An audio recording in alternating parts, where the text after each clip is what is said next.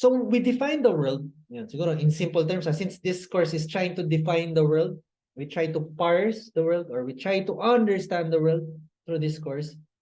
So there are two ways to understand the world, through theory and practice. So why is this course important? So number one is, if no one is thinking about it, no one is talking about it, no one is writing about it, and no one is practicing it, then that reality doesn't exist. It doesn't mean anything. How can it be real if no one is thinking about it? Siguro yung medyo controversial idea, kunwari controversial lang, pero devil's advocate, pero I'm not challenging the idea. So let's say no one believes in God. So does God exist? Simple idea lang. So yun yung simple idea. Now if no one thinks about God, no one believes in God, no one practices religion, so does God exist? Yun yung example lang. Pero ako, syempre, I'm a Christian, so I believe in God. Diba?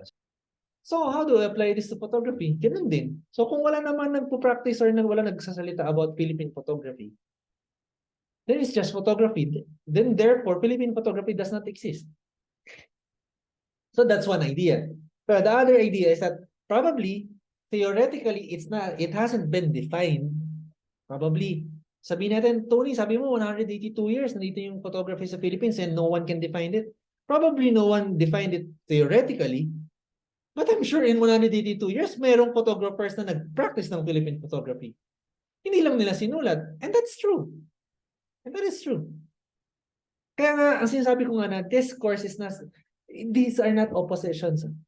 Discourse can be done through theory and or practice. It's not an opposition. Di sila magkalaban. Actually, mas maganda nga yung discourse kung magkasama yan. Diba? Pero ang napili lang syempre ni Photography Chismis is mas theoretical kasi I'm not sure. I mean, in Photography Chismis, it's mostly writing, diba? Slides, talks, podcast, diba? So I don't teach you how to shoot. I'm teaching you how to make sense. Hindi naman din. I'm giving you options on how to read photographs. Diba? Siguro yun na lang. That's a better way to explain. So anyway, so just to close this slide, no. So the idea of this course is that this course is trying to define reality as free agents, as conscious agents. Yun yung discourse. Yun yung medyo mas simple terms. And you do it through theory and practice. So yun. So yun yung ano. Yan. So ang tanong, ano yung theory? Diba? Diba? So kailangan mauubos yung oras natin. Wala pa tayo sa mga discussion. Nasa ano pa lang tayo, foundations pa lang tayo, 9-11 na, diba? So yung video nito, so dun sa mga present. So I like it that you're here. I'm sure hungry na kayo. Ako medyo gutom na ako pero I can't stop. So yun. So but when I upload this, I'll try to cut it up para naman hindi masyadong boring. Parang 3 hours. Well, 3 hours na pala. No, sorry. Anyway, sige. Let's try to feeling ko mamaya yung examples bibilis eh. Pero nevertheless, yung foundational kasi medyo dapat i-set yung foundations. Ito yung hindi ko na-discuss in photo world kasi 1.5 hours lang ako dun. Kaya sabi ko na this is in a way, this is a better presentation of what I presented in photo world kasi now there's foundation to what I'm showing. Pero in photo world, parang examples kagad eh. So medyo, bakit yan? Bakit yan? Bakit mo pinili yan? Bakit mo sinabing photography? Hindi yung photography. Kaya ganun. Pero nevertheless, at least yung itong episode na to, meron foundations. So tanong, what is theory? So don't worry. I will not discuss theory, expansively. Or actually, hindi ko rin naman tayo madidiscuss comprehensively, even in my classes. I cannot completely discuss it because may specific talagang it's a specific field of study. So I can only provide foundational ideas. But nevertheless, I won't spend that time here in this episode. But I will make an episode specifically to talk about what is theory. Siguro kahit na introductory and siguro intermediate concept, what is theory? Like, for example, what is feminism? What is Marxism? Or wag na natin namin medyo mataas yun, academic yun eh. let's say, sa tanong na lang natin is, what is photography? Like yung question natin kanina. What is photography? Simple. Or what is Philippine photography? And you can't answer it just by practice. In a way you can, diba? But there is also a theoretical component that I feel or we feel is missing. So, bibihira yung nagsusulat specifically about Philippine photography, theoretically. In the sense na, sige, explain mo sa akin, anong framework mo to say that is Philippine? Is it comprised of Filipino agents or Filipino photographers or practitioners? Or does it mean all Filipinos? Kasi lahat nagpo-photography. Kaya sabi mo kanina, Tony, diba, photography has ceased to be the domain purely by photographers, diba? I mean, photography in contemporary visual culture has ceased to be solely the domain of photographers. It's the domain of human experience na. Diba? So therefore, when you try to define Philippine photography, kasama lahat ng 110 Filipinos. So yun yung mga questions. Diba? So hindi ko sasagutin niya yan. Diba? Pero yun yung mga theoretical questions. Like for example then, paano pag halimbawa, a foreigner is not in the Philippines, but he is advocating Philippine photography. And he's American, for example. And he's giving examples of Filipino Americans in that discussion. So is that Philippine photography? Sabi mo kasi film, yes. Okay, yeah. I mean, siguro niya. So kaya nga. So ano yung thread? Kaya nga yun yung theoretical. So theory doesn't necessarily mean yung sobrang highfalutin na what is Marxism, what is dialectic, diba? What is logical positivism, yung mga ganun. Those are theoretical then. You can use it for photography, pero yun nga, hindi ko yun ma-discuss. And if I'm going to discuss that, that's going to be a separate episode. But nevertheless, so what is theory? I cannot answer it. I mean, specifically. But in a way, let's say that it's not the practical. I mean, it's not practice in the first place. It's not the practice of photography. It's thinking siguro. At least for this episode, we can think of theory as structured analysis and understanding of what is Philippine photography. Siguro yun. Actually, ganun lang. Ganun lang simple. It's a structured analysis and definition of what is Philippine photography. I mean, of what is your subject, regardless of your subject. So, if theoretically, what you want, sabihin natin, ang topic mo is, what is art? Theoretically, you can have a theoretical framework, diba? That's what I mean. So, what is theory? It's a structured definition or process of understanding something. Yan na lang siguro. Para mas madali. And, nakakatawa to kasi si Jess Esnar. So, if you're photographers, you probably know Jess, no? So, Jess posted something in December last year. Tapos, nag-post siya, sabi niya, parang may nirepost siya na getting started with photo theory. So, si Sarkovsky, Sontag, at saka si Ron Barthes. So, these are basic readings yan sa class namin. Or kung hindi man sa class namin, these are parang hindi naman foundational. Kasi, for example, Sontag, I didn't read Sontag. So pero in a way, dun sa post ni Jess, nabigyan siya ng example na you can start with Sarkovsky, Sontag, or Barthes if you want to grow your photography. Nung pinost niya to, daming nag-respond. Nakita niyo 146 yung reactions at 85 comments at 27 shares. So, ibig sabihin nun, parang theory as a topic of conversation, loaded. Kasi hindi siya masyado pinag-uusapan. And then suddenly, Jess, who is, syempre, we know naman Jess, no? So, one of the more popular members of the community, diba? Of the Philippine photography community. Siyempre, since may cloud shine, obviously, he knows, he practices, he teaches visual literacy. He's part of Photomoto. He's a multi-awarded photojournalist. So, may weight pa nagsalita siya. So, nung pinost niya to, ang dami nag-react, di ba? So sabi niya, parang yun nga, parang wala naman siyang gusto talaga specifically sabihin. Pero sabi niya lang na probably we should start thinking about photography theory, which is probably missing in discussions of photography in the Philippines. So unless you go to my class in Binil, in Lasal, in Ateneo, pumunta ka ng Fine Arts, probably yung theory hindi niyo masyadong ma-discuss. I mean, sige nga, give me a basic photography teacher na nagdi-discuss ng ng myths. Kasi yung kay Bars is something to do with myths, not necessarily yung Greek myths, as in myths as a cultural construct. Basta yun nga, nakakatawa yan eh. Siguro, basta, anyway. So, basta kaya nga siya theory, nakakatawa siya. Or sabihin natin, yung kay Marshall McLuhan, the medium is the message, yung mga ganyan. Yung mga idea theory. So, yan.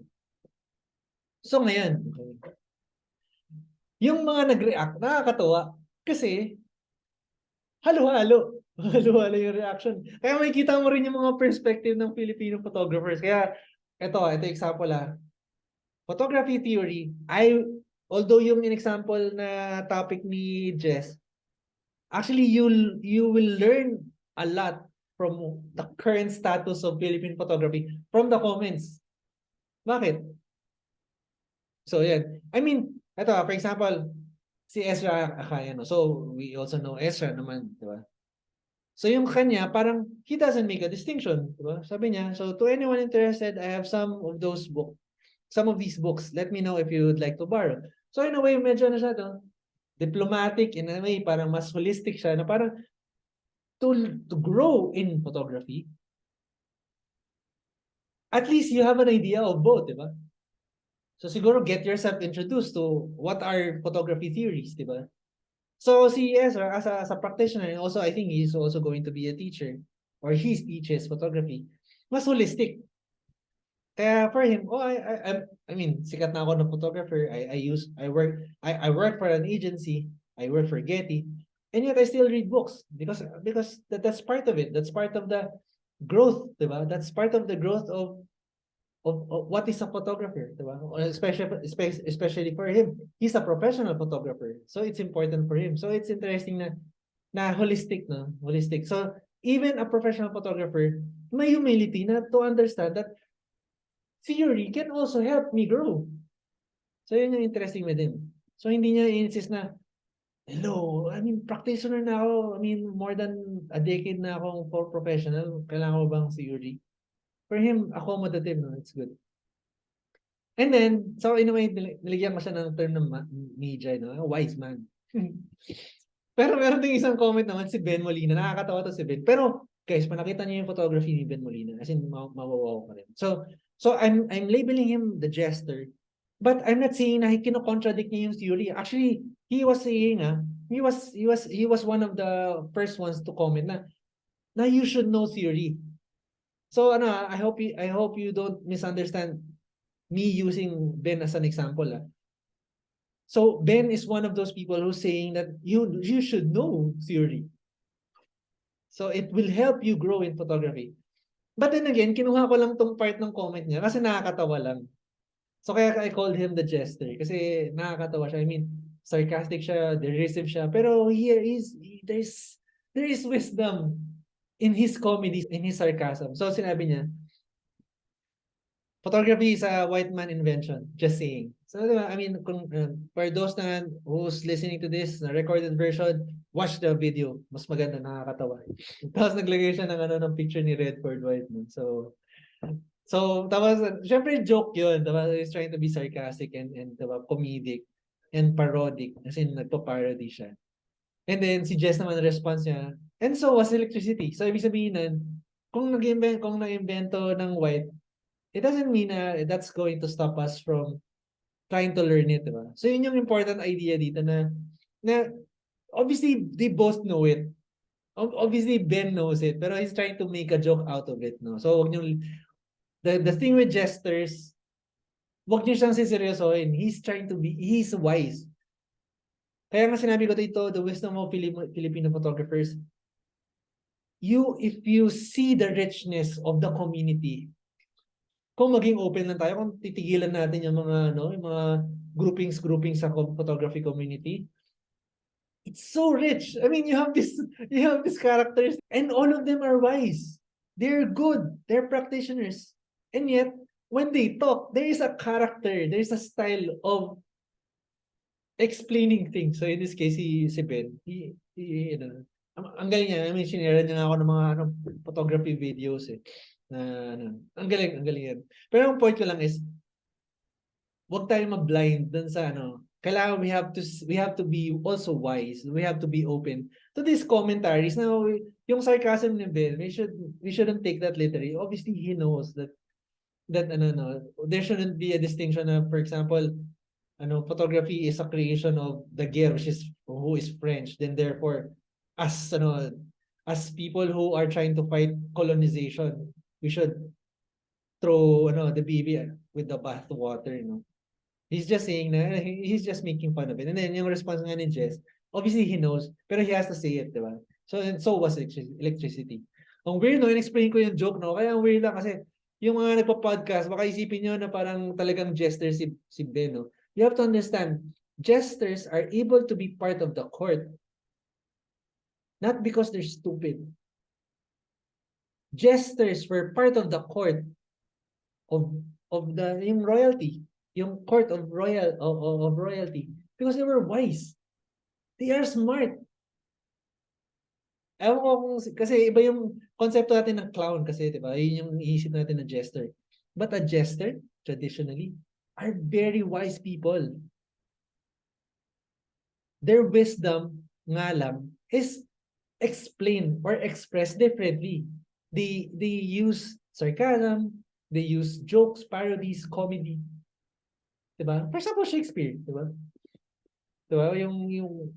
Diba? He can write. I mean, I'm not saying that Shakespeare is is a jester, but I'm saying he understands that jesters are wise people. Iba lang yung manner of speaking nila. So yun yung response dun sa response nila sa theory. Yung isa medyo jester yung approach, diba? Yung isa naman is medyo accommodative, medyo mas diplomatic, diba? And then meron din namang iba. Si Angela Silva, hindi siya academic, no? Pero she's an artist. Actually, academic siya. Alam ko, tama. She also taught alternative processes in the States. So ano siya? Part of the diaspora in a way. So, um, and she used to teach also in the US, photography or cyanotypes, so yung alternative processes. Pero, specifically for this, I just chose the term academic kasi nga academic yung binigay niya example, no? So, meron siyang pinakita dito na photography as optical unconscious. So, she's citing academic papers on trying to explain what is theory and the importance of theory. Yun lang naman. So I am not saying that Angela is an academic, even if she is. I just put the word academic because yung sinite niya example of how important theory is medyo academic yung niya example niya. So, yan. So, and then you have Saiza Bacani. So, obviously, also, kilala niyo naman si Saiza Bacani, no? So, ang ginawa naman ang response niya naman, nilagyan ko lang ng word na the cultural worker kasi sinasabi niya na I wasn't able to read the examples of the books na sinite ni Jess, but I've read something else. Like, for example, yung Ella Shohat's book on Unthinking Eurocentrism, Multiculturalism and the Media. So, in a way, she hasn't read the three authors na binigay ni Jess, but she's read something else, and it's also a theory, di ba? So, she's also saying that theory informs your photography. Diba? It's helpful. It's useful for you as a photographer to learn theory. It's part of, you can grow in photography through theory. So, yan. So, but we know also, diba, Saisa, she's also studied in NYU. She's a photographer, diba? She's an ambassador for Fuji. She's also, if you also know yung background niya, diba? She used to be an OFW, second generation OFW. So yung mom niya, taon niya magkamali, was also an OFW sa Hong Kong. And I think domestic helper yata. I'm not sure. And I think she started with that. And then she started photographing yung mga migrant workers in Hong Kong. And doon siya nag-grow as a photographer with that yun, naka-build siya ng portfolio, and then yun. And then, Zaiza Bakani, who she is right now. No? Pero yun yung background niya. So, maganda yung ano niya, yung history niya, is she started grassroots. As in, she started engagement with photography through practice. Through practice. Kaya nga sabi natin kanina, discourse or an understanding of reality, or a certain part of reality, can be done through theory, but also through practice. So, yun. Ngayon ito. Ito naman siguro, syempre ako, umepal din ako, syempre, di ba? Photography chismis, so dapat epal din ako doon, di ba? Kasi, pinag-uusapan theory. Tapos teacher ako, di ba? Dapat, epal ako doon, kung ano man yung pinag-uusapan nila. So, yun. So, yun. So,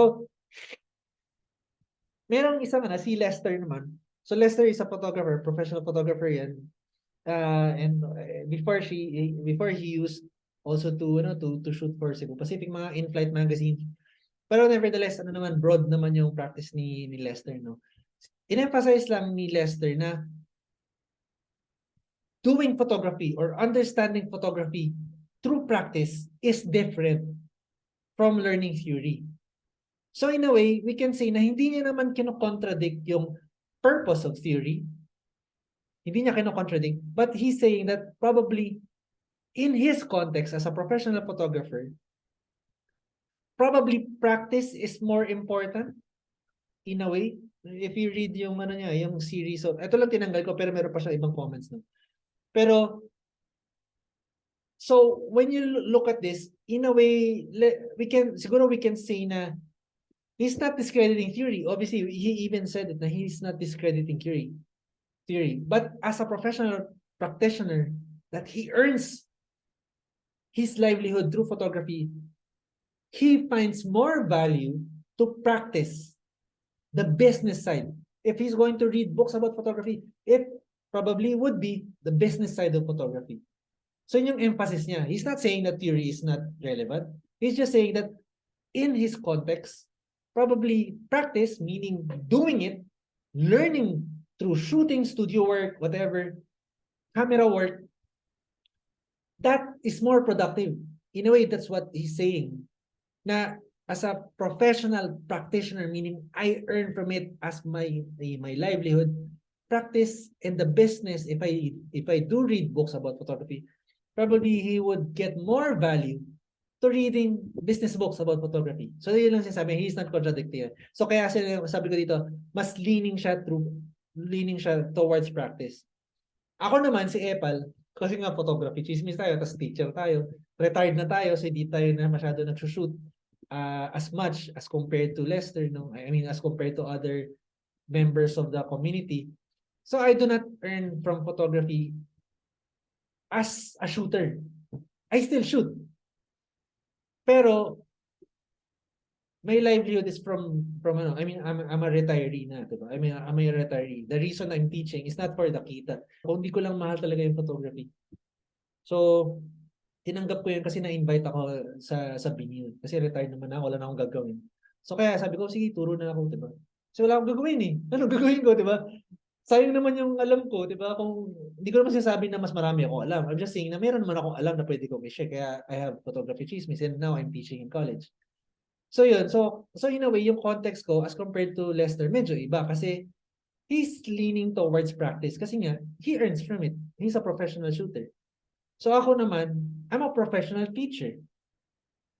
But teaching also, for me, is also an advocacy. But nevertheless, I do not earn from the practice itself of shooting. Ako naman, di ko naman dinidiscredit yung practice because especially for Lester, iba yung context niya. The truth of his experience, the truth of his context, the truth of him earning from it, therefore, may tendency talaga siya na mag-focus on the practice. Kasi why would I spend hours learning about Hegel, diba? I mean, Barthes, or Sontag, or Heidegger, feminism, if I can spend the same time shooting, getting clients.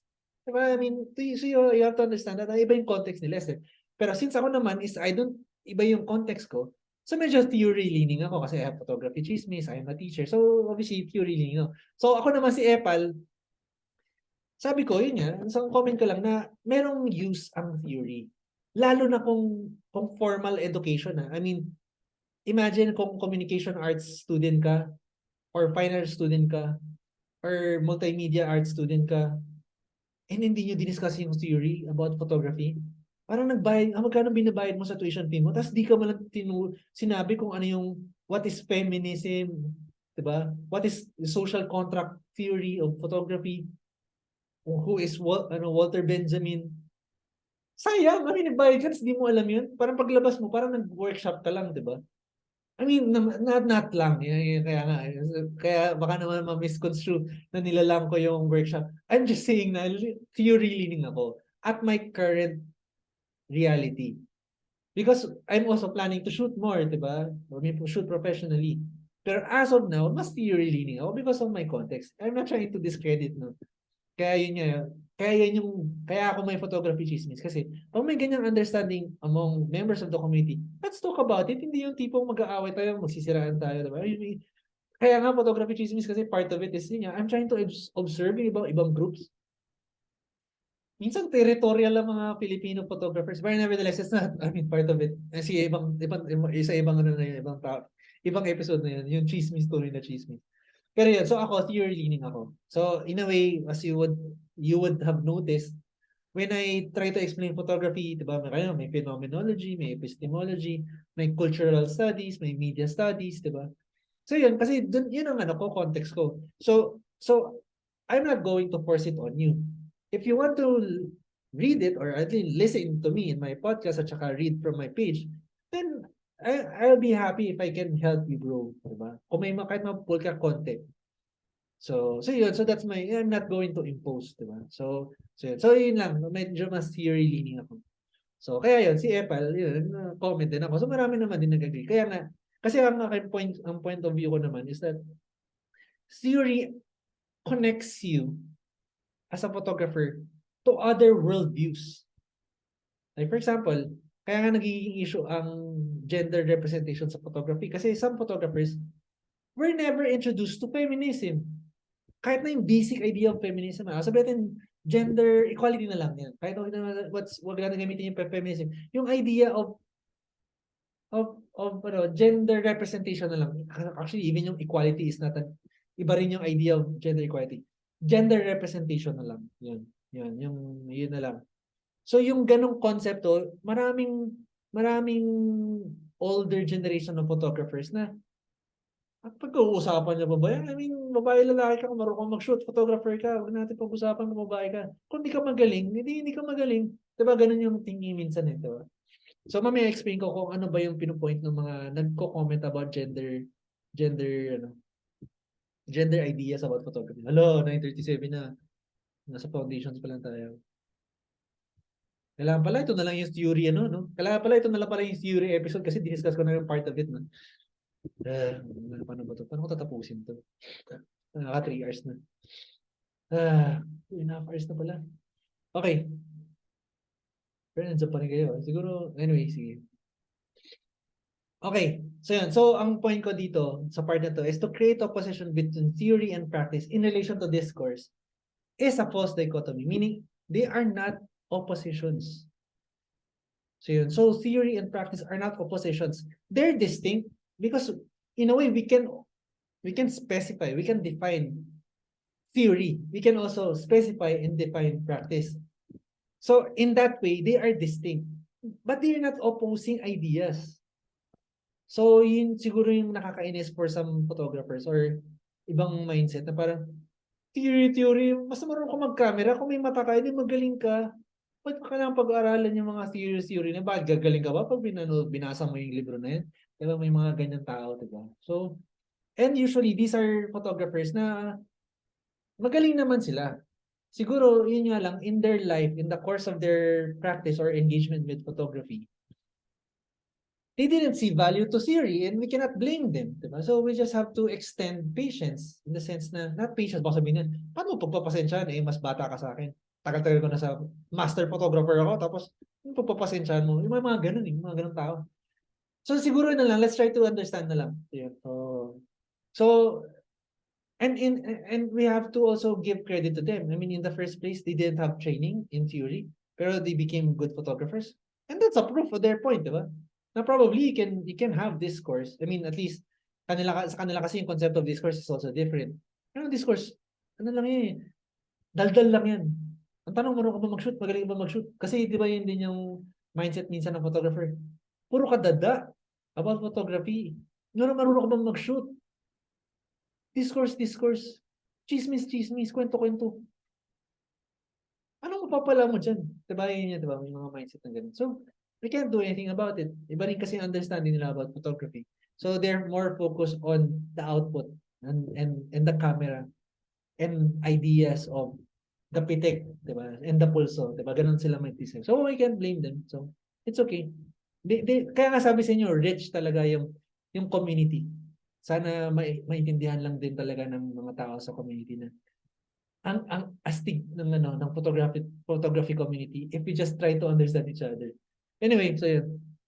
So anyway, parang yun. So the opposition, I would, siguro kung meron akong aawain, is pag magsasabi na, well, hindi naman tayo mag-aaway, hindi naman natin goal yun. Pero anyway, sige. Basta ang understanding lang natin, ang pinupoint out natin na at least for the context of this lecture, is may distinction between theory and practice in terms of the practice of discourse, but they're not oppositions.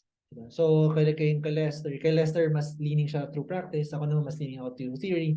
You have, you have, you have Saiza, you have Angela, you have Ezra, you have Ben. So, ang daming perspective niya of how to have discourse.